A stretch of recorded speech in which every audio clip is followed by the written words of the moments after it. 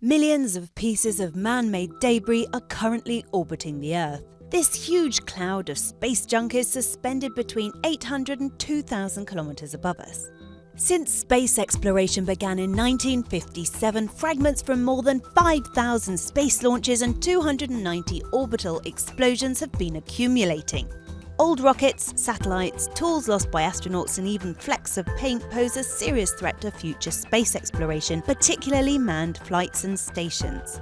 Sensors carried on space vehicles only tend to detect micro debris, but damage from a collision can be serious due to the very fast orbital speed of this debris, travelling at some 28,000 kilometers an hour. The International Space Station, for example, has had to perform avoidance maneuvers more than a dozen times.